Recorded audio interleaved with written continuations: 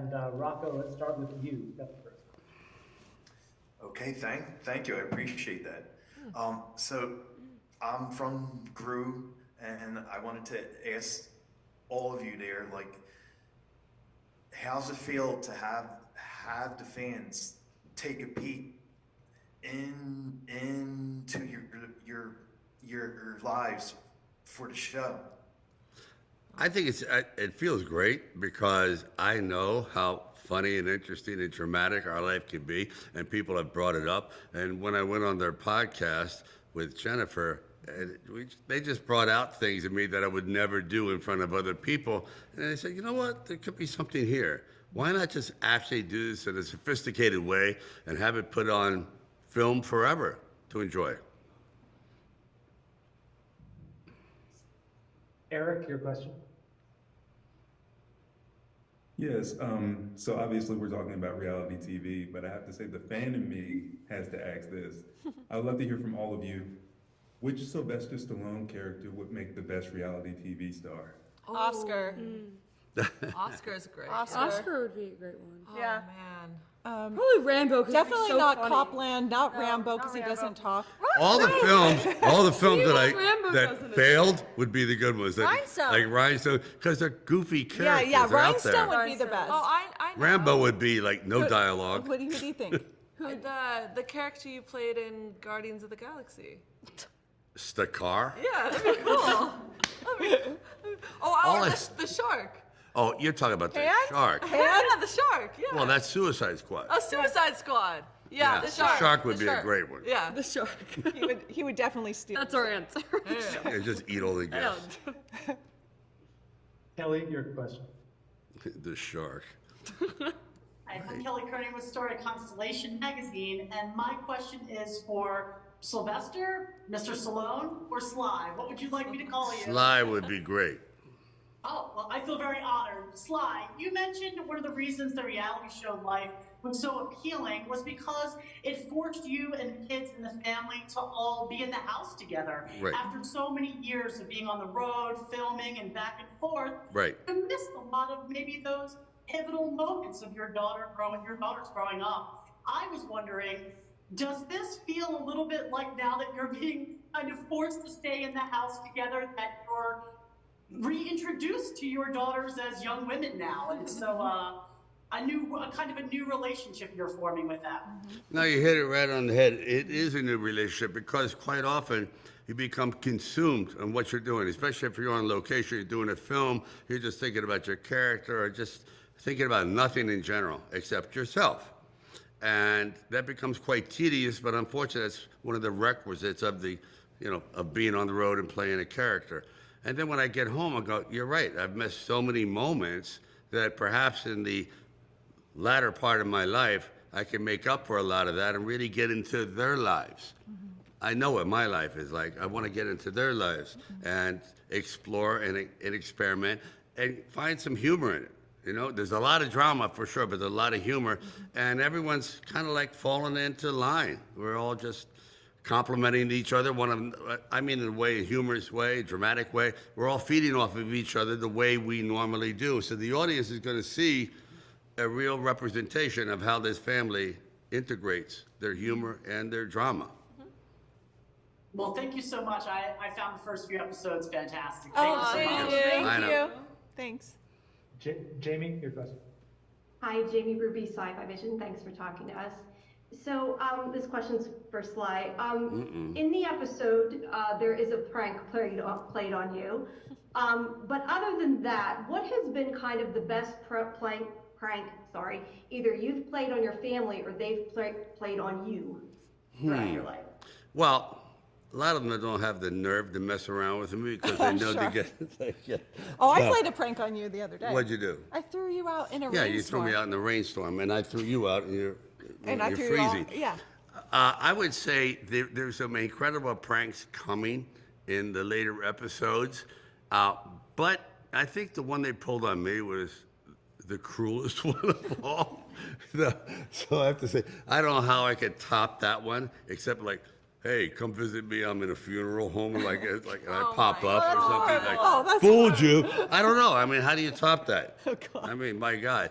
But the best pranks are yet to come in the other episodes. All right, fair enough. Well, it was funny as a viewer, maybe not for you, but it was funny for us. Thank you so much. Thank you. Bye. Bye-bye. Allison? Hi, I just wanted to say the show is great so far. I'm loving it. I can't wait for the rest of the Wow. episodes to come out. Oh, thank you. Thanks. So, this question is also for Sly. In the show, the girls talk about how it's so hard to date, with you being their dad and all. Like, sometimes you don't say hello to them, or you're very intimidating. Right. So, what makes you so worried about their love lives and who they're going to date? Because Yeah. I don't trust these guys. Why are you so worried? I am worried because I know that you're young girls and you're a little naive. Oh And, my you know, God. it's a big bad world out there, all these big bad wolves, and it takes a wolf to know a wolf. That's all.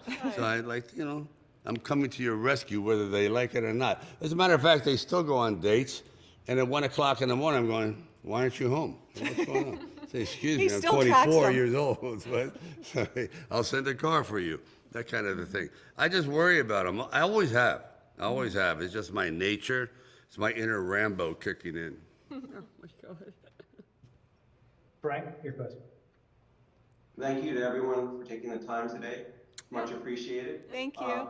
Sly, I have a question for you. You know, throughout your career, you've been devoted to a lot of the same people, including your brother, Frank, who you've worked with many times. Now you're working with your daughters and your wife on this new series. I just wanted to ask you, how important is it for you as a person to stay true to your friends and family? Well, it's a lesson that should be learned early on. I now feel that's by far the most necessary ingredient for peace of mind and happiness and for the validation of your family at the very end of your life. You say, you know, I at least I finished strong. I did the right thing. And I feel that the more time you can spend with them at this particular juncture of my life is the most valuable asset I could ever have. More valuable, obviously, than money or gold or anything, is the love of your family. So I'm just working very hard to cultivate that and watch it bloom, and just blow into something that's bigger than I imagined. I'm just loving it all. Well, thank you. Thank you. Rocco, back to you. Watching it blow. Okay. If you all were doing karaoke, what would be your song to sing? Ooh. Mine? All of you. I would do, because I'm a terrible singer, I would do the song Tequila. That's it? Because there's only one word in the whole song. I just have to say tequila. Oh. Or da-da-da-da. I would do How Will I Know. I gotta just do a Whitney Houston. I think I would do I Wish by Stevie Wonder or Valerie by Amy Okay. Winehouse. Why don't you sing it? You're very good. Sing it. Sing it. Valerie. Answer the question. Okay. I don't know. I would think. I would, mine would be, my song would be Wooly Bully. Willy Bully. Oh, Willy Bully. Okay. Right? Mine would be Good Salad Shop. told Mine would be Eddie. Good Shop Lollipop. On the good ship. Lollipop. It's a sweet trip, too. I love candy. Yeah. I'll stick to Wooly Bully. Bully, bully, on again. Or the, Lollipop. all right. Or the Monster Mash. Either Oh, one. the Monster Mash. They did the mash. The Monster Mash. Okay. Eric, go ahead. Those are all good I songs. mean, this Which is whole thing lazy. is like why we enjoy seeing you all in reality TV. And I want to ask, because reality TV at this point is just so ingrained in pop culture right Yeah. now. Yeah. I mean, it's pretty much everywhere. And I'd love to hear from all of you, now that you're actually a part of that world, what's the biggest way in which the reality TV medium has surprised you? Of how real it is. I mean, especially when we were filming, it's real. I mean, it's what we do. They don't make up stories. It's our stories that come to life. And I think that is. And I didn't realize how hard it is. How many hours? How many Yeah. hours you put in to a day of reality TV. You know, if you're on a movie script, you read somebody else's words and you're done for the day. In reality, you talk and you talk and you talk, and you could be talking 8 to 10 hours a day, and they they may use only use about 2 minutes of it. of it. Shot, after a 5-hour we shoot. shot a lot of scenes where it hasn't been used, like a lot of them. So I think that was very interesting to see like how much effort you put in, and then you barely, like there's a small portion that you get to see. Yeah. Yeah. What do Yeah. you think? What do you think, Scar? That's what I just. Oh, what about you, Sis? You said something too? Am I on another planet? I was just Reality TV has made me realize how crazy she is. That's a good thing. Thank you. Kelly, No. your question. My question is for Sly. Obviously, in the first few episodes, we saw one of your very famous list of friends, Al Pacino. He popped in for some pizza and some cell phone tech lessons. Can we expect other cameos from some of your friends, some familiar faces for the rest of the season? I believe now you can. You know, quite often there's a resistance because they No, but yes, on our show. Your friends are coming Your show. on. Yeah, that's what I'm saying. Yeah. I'm saying that you they can are. expect to see more now that we've already done it. What are you laughing about? That makes no sense. That's how makes so sense. You're driving me crazy. Yes, can I answer for I'm going him? to turn into Al Pacino. and Yes, take it. he Yeah. has a few celebrity friends that are going to be in future. Town crier. Thank you, Mom. Thank you, Jennifer. I will tell you. But yes, there's more coming, and there in the next season definitely, because at first there's a kind of a resistance. People go, "Oh, I don't know if I want to be on a reality TV." Then you have to trick them, and then you go, "Hey, if Al Pacino did it, pal." Yeah. And enjoyed it. And enjoyed it. He goes, Al Pacino did it? So he was really nice. You talk about someone who can attract other people. There's no excuse if Al does He it. is the nicest person in the world. Yeah, he's great. He is great. Well, we Jamie? look forward to see who's next. Oh, Good. thank you. Oh, there'll be a lot. This is for all of you. Speaking onto what you just said, though, did any of you ever worry that maybe at a point it might become too personal, and there were things that you didn't want necessarily to be out in the world?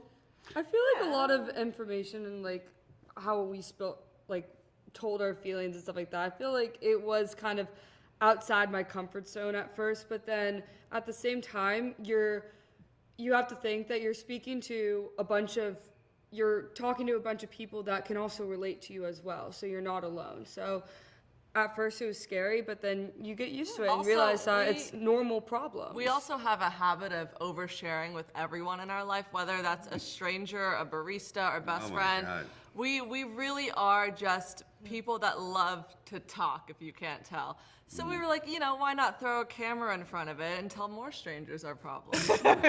Unwarranted. Like it or not, you're going to hear everything.